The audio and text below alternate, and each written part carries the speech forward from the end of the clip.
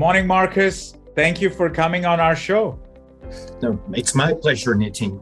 Very happy to be here. Wonderful, Marcus. So, Marcus, you and I have had conversations, and I enjoy learning from you. But for some of our viewers that may not be as familiar with you as I am, would you please introduce yourself and talk a little bit about your background? Of course. My name is Marcos Perez. I have 30 years of experience working in market research, consumer insights, shopper insights, even category management. And I'm Mexican. I started my career in Mexico, companies such as Colgate-Palmolive, a major bank, Nielsen, what today is Cantor. Then I had a little bit more than 16 years in Mars. And with Mars, I had the opportunity to have the last 5 years in the US. I was leading the consumer and insights team for North America for Wrigley, and then a global position. I'm a PhD in statistics who has learned a lot about deep whys and qualitative techniques through my years of experience. Right now, I'm back in Mexico on 7-Eleven, my first retail experience in that regard, leading the consumer insights team. What an exciting career, Marcus, and what exciting times now with 7-Eleven. Congratulations. Thank you very much. Yes, I'm very, very excited. Great company, a lot to do. Mm-hmm. Wonderful, Marcus. So, Marcus, in your current role or in previous leadership roles that you've held, what does your management or your leadership count on you for? What are they expecting from you? Well, I think the main expectation is to deliver insights and solutions that can unlock growth. That is, it's not just the information or the knowledge, but how these can help us to take decisions or modify consumer behaviors that at the end of the day unlock growth for the company. No? So there are different levels there. Could be insights to get new products or new experiences through really develop information systems or knowledge management to allow people to get access to more information for their decisions. No? Marcus, that's great. And, those are some of the same challenges that I have seen a lot of our peers in the insights community also sort of face and overcome, in guiding their teams internally. For you, not just at 7-Eleven, but also in your career prior, can you talk a little bit about when you are trying to make a positive impact in terms of helping the business grow, or helping innovation, or helping launch new concepts? What are some of the challenges that you face when guiding your internal stakeholders or your internal teams? Can you please talk a little bit about that and how you've overcome some of those? Certainly. I think I would summarize the main pain as communication. And let me explain a little bit. Sometimes there is, let's say, a research program or insight avenues that are not necessarily linked even with the strategy of the company or the different stakeholders that you have. Therefore, it's granted that you will have questions and problems there. So I think the first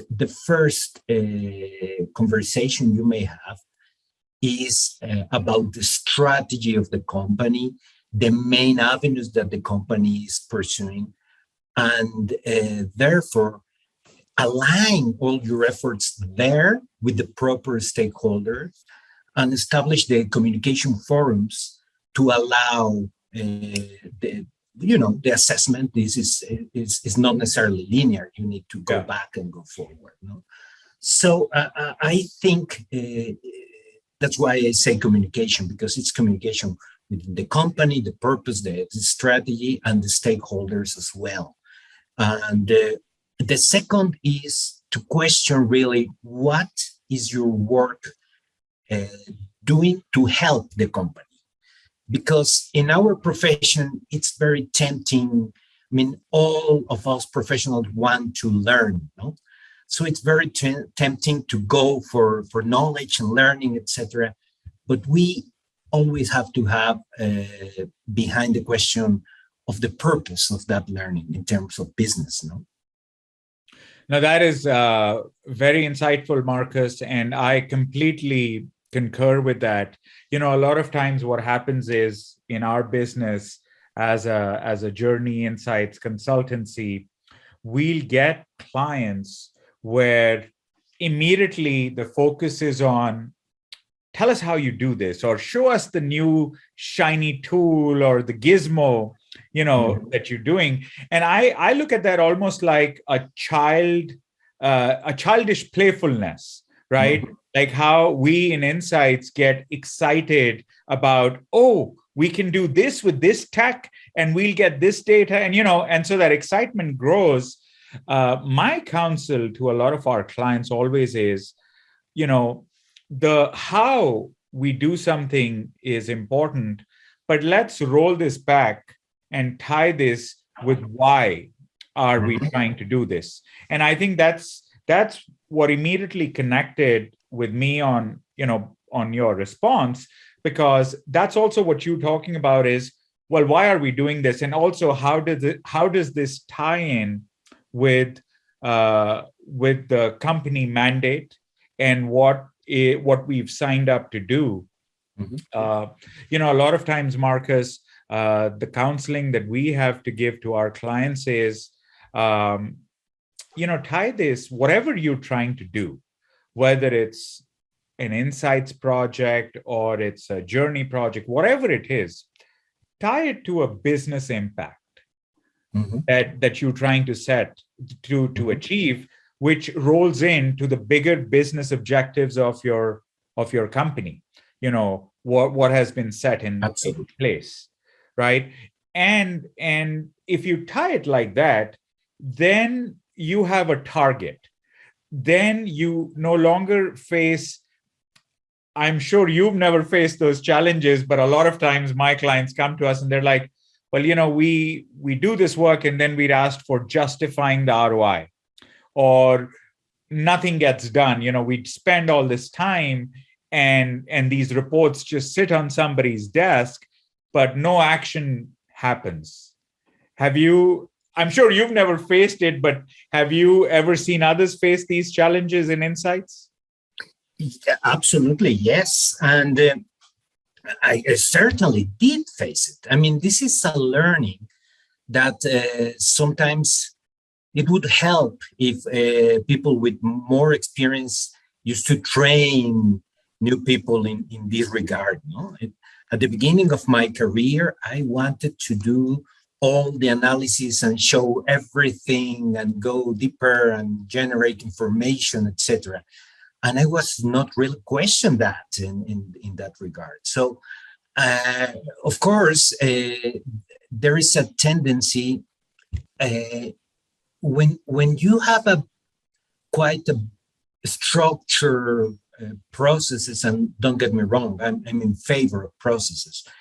You could get trapped in the production of things because it's required, no? Right. And therefore, you have to do reports or starting with briefs and starting with, we need to do this research because that's the established process. And that bring a question of, is that really necessary? I mean, for me, sometimes I'm being criticized because I used to recommend you don't need to do a research for that. Why? Because you have a limited budget. We have to prioritize, and really, there are some actions that really you could take the risk without investing. It's not for the sake of reducing that. So answering your questions, yes, I've seen it with myself. I've seen it with a lot of colleagues that we generate a lot of knowledge that is not used there. Moreover, since it's very rare that we have functional and optimized knowledge data, not knowledge management databases, that the knowledge is forgotten, and then we are redoing some of the knowledge that the company already has. So Right. yes. Mm-hmm. Right. No, I completely hear you, Marcus. And, this is something that I want to highlight for our viewers as well. Something that you just said is so important, especially for those of us in the insights functions, in the insights roles. It is so important to reject projects internally, because a lot of times I've seen insights departments become order takers, where they feel that they have to do and fulfill every research project that comes their way. And I think something you said is so critical, where it's like the guidance needs to be given out in terms of, why are we doing this? Does the information already exist? Right? I can share with you, over the years in running my shop, I have built more credibility with clients where I have refused to take on the work because I felt that would not be the right thing for us to do for them. I have built more credibility with them than with clients sometimes, where we take on the work, we know it would not give them the results that they were expecting, or for some other reason. So that's just an experience share that I'll do as well, that it's always better to say no. And let me tell you in that regard, in order to say no, you need to know your client at such level that you understand their needs and really involved with them. So you're building a partnership that is much appreciated, no? Yes. So it's not just you pushing to sell projects, but really working together with your customer, with the client, in order to grow together. It's a win-win situation. So yes, I think it's very valuable, and it's very, very right, very correct what you're doing. Yeah, thank you, Marcus. And something else that we also recommend to all our clients is, any projects that we take on, not only do they need to be tied into a specific business impact that they are trying to make, but we've taken it a step further, and we ask the clients to tie that project in to a specific financial impact that will happen. So, for our viewers, what I am saying is, and this is a practice that is working really well for us, and this is something we recommend to everyone as well, is if you're taking on any type of insights project, if you tie it in with a certain, think of it like a tiered approach. You have a business impact, take it a step further, tie it to a certain financial impact. I'll share an experience. We recently signed up with a very large global manufacturing company to do a customer journey project.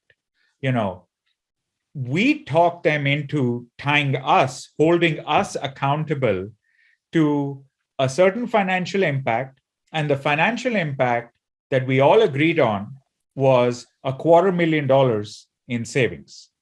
The project would result in, within 12 months, saving the company $250,000 in their cost savings. The client was a little nervous, even though we were the ones being held responsible for it. And I told the client, I said, you are thinking small. We'll take it because you're tying us to it.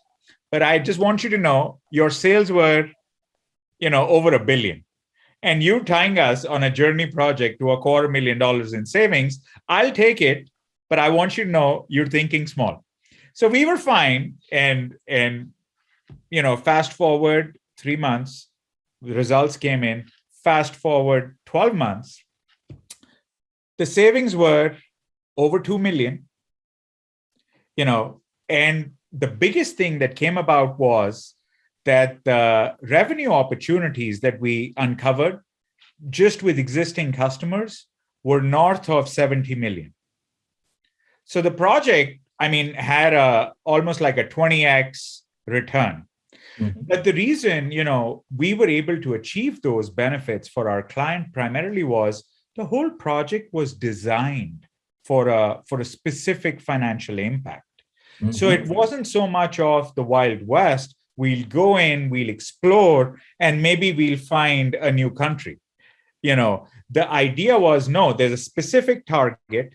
We have to hit it. And so everything. So, as we're designing questionnaires, discussion guides, if you have that agenda in mind, then a lot of the nice to know stuff, then you're just looking at it from that barometer of, does it get us closer to our goal or not? How does this help us over there? So anyways, I get very passionate talking about this because every time I have a client that comes in and says, we have a tight budget and, we have to justify our spend. I mean, with this particular client, they're getting promoted. Company in these times of logistics and all these nightmares that are going on, the revenue opportunities and the cost leakages that were uncovered, now they're focused. They're like, we need to plug this. And these are revenue opportunities we need to look at because they're with our existing clients. It's a no-brainer. So guess what? His research budget is not getting cut. His research budget is now getting amplified because now we found the treasure map and now they have to go find the treasure. So, of course. So I think I just dovetailed on what you were saying. I think we are in the same line. For instance, if you see our function just answering questions, specific small questions, you will get that. But that's what I meant when I was talking about aligning with the strategy and the purpose of the company.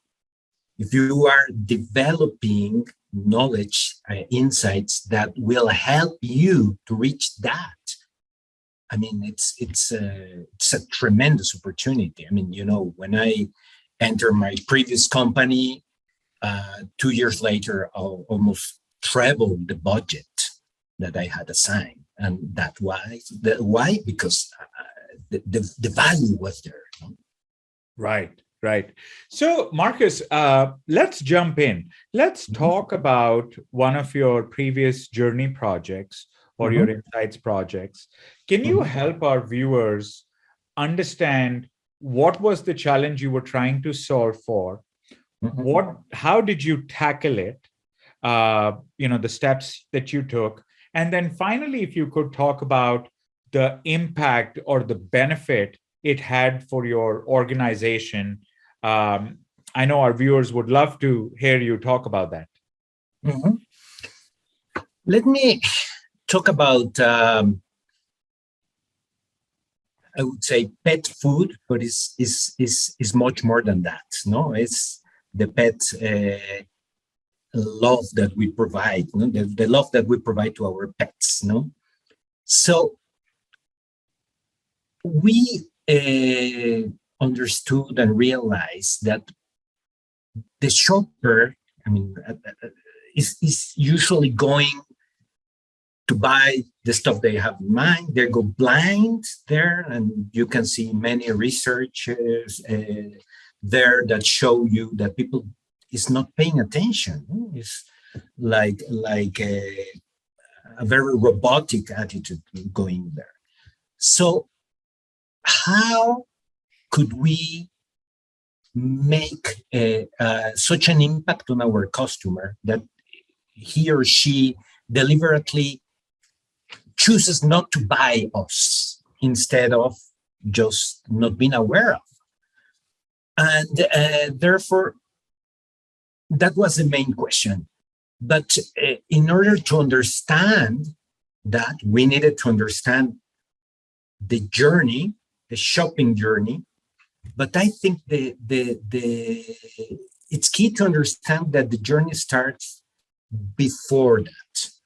I think the main uh, steps or the major blocks that we covered there were, first of all, the understanding of our customer in a general, broader view.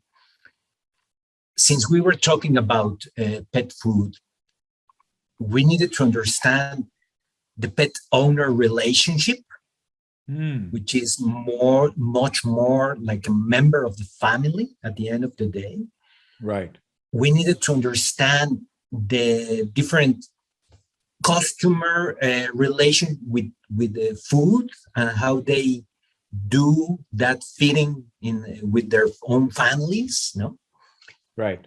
And in order to do that, we spend hundreds of hours of ethnography studies being at homes and understanding and observing that. Second, we needed to understand what the journey were at that time. And this is different for different channels, no? In the US, main channel is modern channel, what we call in Latin America modern channel, which is supermarkets or convenience stores that are well established, etc. In Mexico, the traditional channel, the mom and pop store, is very big. No? So we understood, for instance, that a lot of the regular food is purchased in that channel, no? And that's why, and that was before me, the company decided to go to that channel and to sell pet food. Before that, there was not a contemplated channel for pet food. And the impact was huge. So going back, you need to understand that. In order to understand that, I think there are two things that needs to be done. One is robust, serious exercise of observing and understanding the consumer behavior.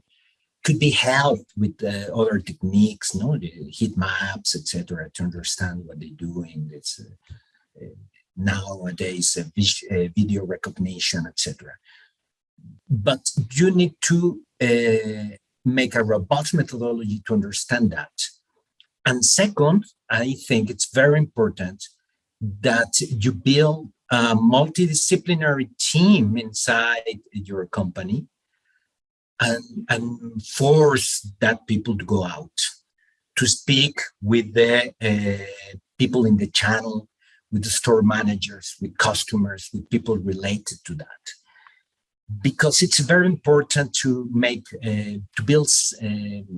people sensible of what is really happening outside, and build a collaborative knowledge building, if you allow me. So once you're there, then you need to order all the information that you have in a proper way. Because what you need to avoid is everybody is a customer. No, so the director telling you, no, because I went there and then we will do that. Or my wife or my son tells me to do that, etc. I've seen this happening. I mean, making obvious choices of the customer journey just because I feel I know everything because I'm a customer. So you need to be very serious in the methodology and the robustness of your research to really understand all the journey, starting before the journey, the motivations, understanding if it is an impulse purchase or if it is a planned purchase, etc., what the people is looking for, etc., etc. All the journey and contemplate how people reach a certain store, what are the usual stores, or now we're omni-channel, no? And how e-commerce plays in that. Once you understand that journey, it's critical to identify the touch points, no? The critical touch points in where you may influence, you may give this nudge to incentivize certain behavior of the consumer. Could be mainly awareness, no? Here I am. Could be certain commercial activity to incentivize purchase or anything. But if you are not certain of the opportunity and how to reach those critical points, is very difficult. So in our example, we identified this love relationship that there is with the pet. Not only that, it's increasing. No, it's taking more and more importance.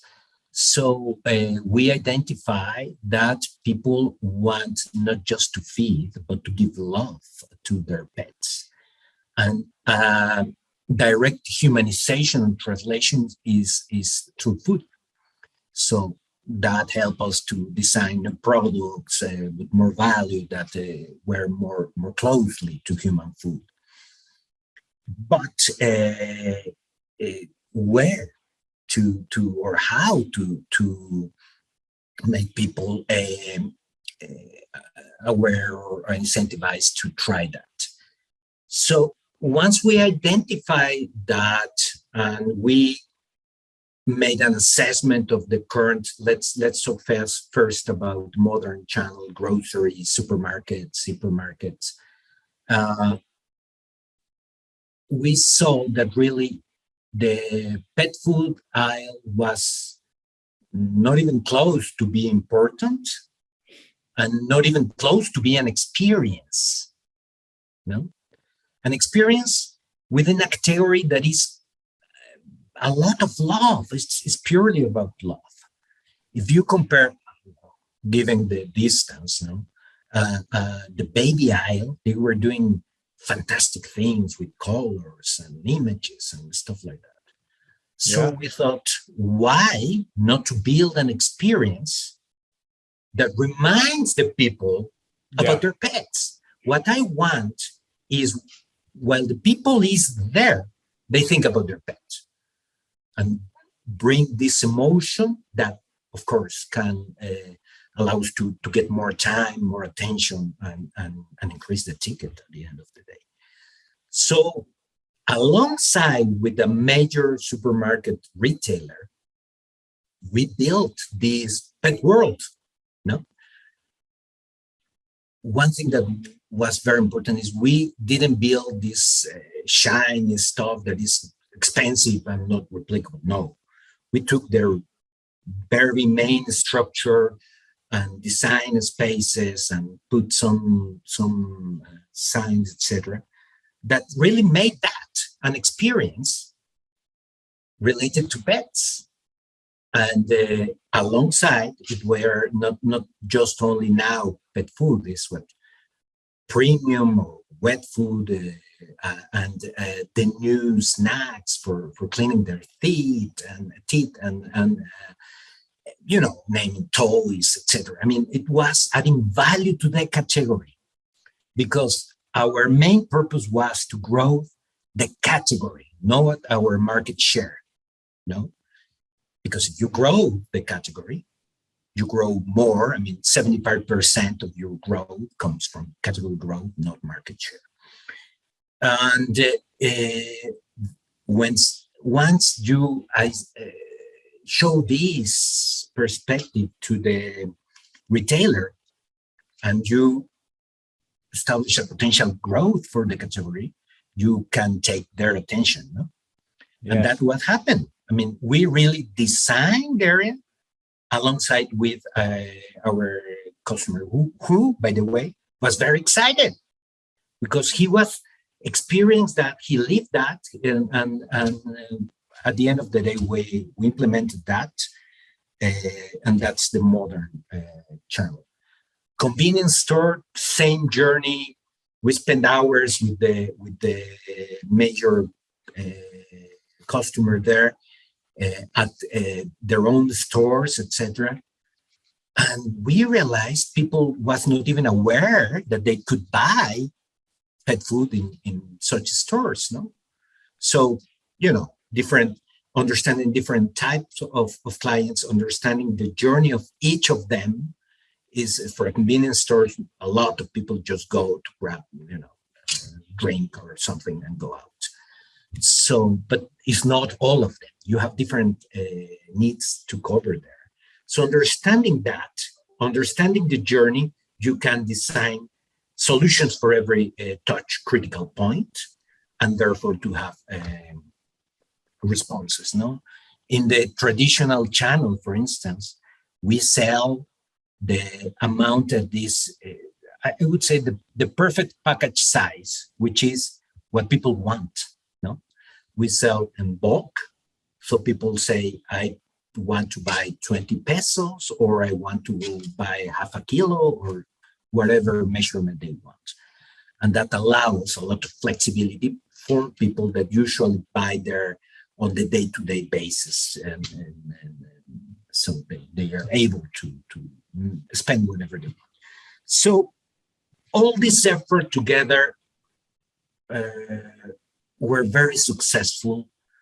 They impacted in the company growth probably between 2 and 3 percentage points of growth, which was very interesting.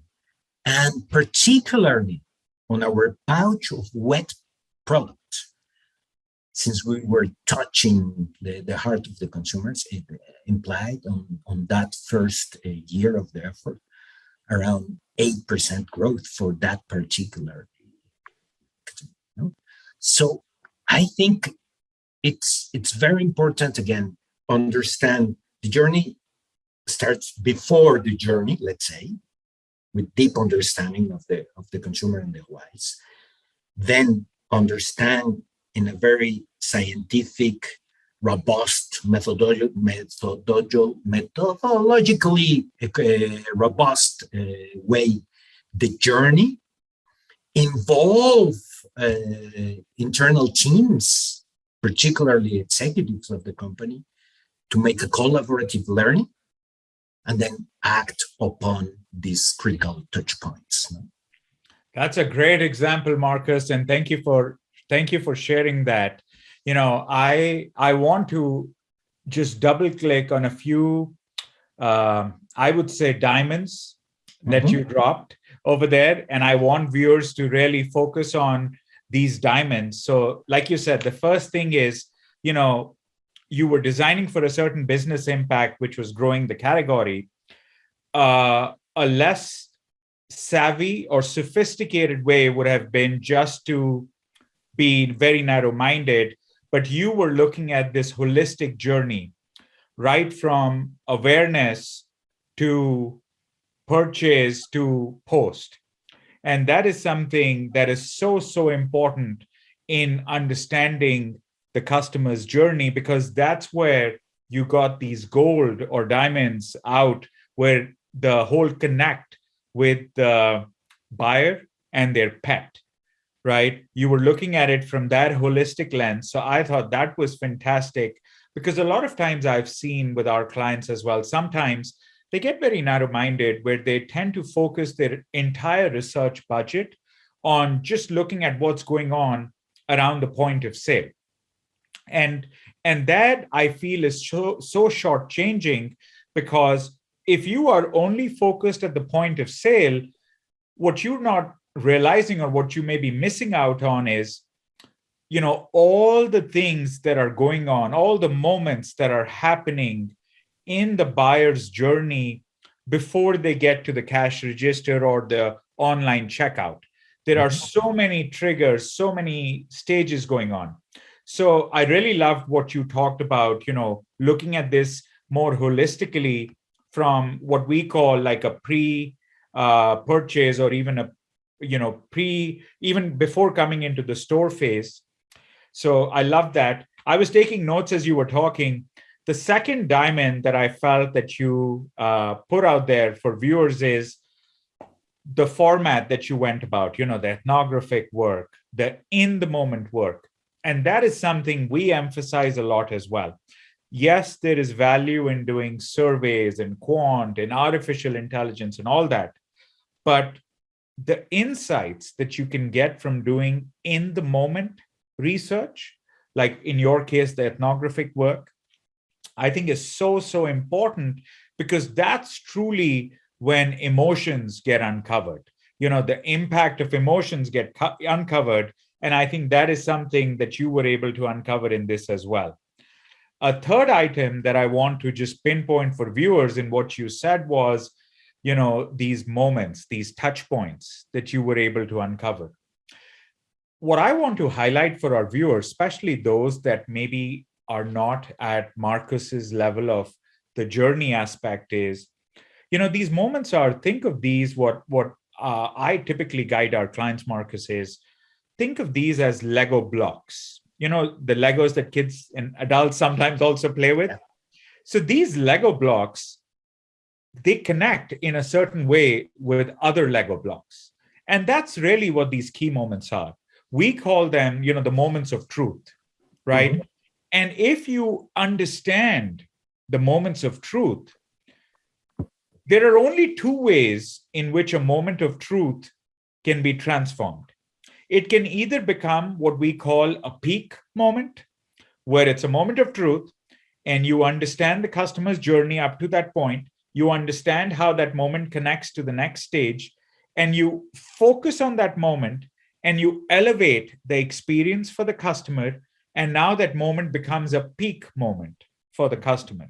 Or you can ignore it, or you can do a very bad job at that key moment, and it can become a pit moment or a sunken moment for the customer. And now, why should you pay attention to these moments? And something I want to highlight for our viewers is the customer is going to move through their journey regardless of what you are doing. So, because it's their journey, right? But if you are able to understand these key moments, like what Marcus was outlining earlier, then these moments, and you convert them into a peak moment, the customer goes into the next journey stage holding your hand. If you don't focus on these and your competitors do, well, then guess what? They're going into the next stage of their journey holding the competitor's hand. And now they're no longer with you. Mm-hmm. So I thought that was really, important on what you mentioned over there about these key moments. And I wanted people to focus on that. And then, lastly, having that business impact or that financial impact, designing for that was so, so critical, because then not only were you able to get internal stakeholder buy-in, but then overall, the research effort stayed on track, and it didn't get sidelined by a whole lot of nice to know stuff, but it actually turned out to be actionable. So, this is something that is exactly in sync with how we guide our clients as well. And I wanted to highlight these points, Marcus, because these are second nature to you, but for a lot of our viewers, I want them to capture these diamonds that you're throwing out and for them to pay attention. So thank you for sharing those. No, and thank you for summarizing that well. No, thank you for catching the diamonds. Absolutely, Marcus. That's what I'm here for. I know we are almost at the end of our time, Marcus, but I wanted to ask you, given your experiences on this project, if you had to redo it again, or if you got an opportunity to do something similar, is there anything that you would change or any improvements that you would make? Certainly. Of course, I could go through details, etc. But I think there is one very important improvement that we now can do, which is the use of technology. Now it's getting cheaper. Probably it's not affordable for the general public, but is getting there. The use of technology. By that, I'm talking about image and video recognition to understand behaviors of the shopper in the store, facial recognition as well, trying to codify emotions. We are not yet there in my point of view, but we are getting close, at least good or bad emotion. No? We haven't discovered the button in the brain yet, but technology is getting available and is getting information. And of course, behind all this technology, machine learning, artificial intelligence there to decodify all this information. I think we are getting there. We have some not only improvement in the technology, but in the cost of doing that. And I think we can get a lot of information and value about behaviors that we are not seeing right now. No? And we can do this in a very large scale that we are not able to do in traditional way right now because it's very expensive and all there. So it's not a substitution. I would complement that. I think that ethnography, for instance, is very important to understand the big whys. Technology and machine learning can help us to discover behaviors, the whats, if you want, but we need to get deeper on the why. So I see this as a very valuable tool that help and complement what we are doing. Yes, substituting some of the stuff that we are doing right now with observation, personal observation, etc. But I would complement that. I would use that technique more.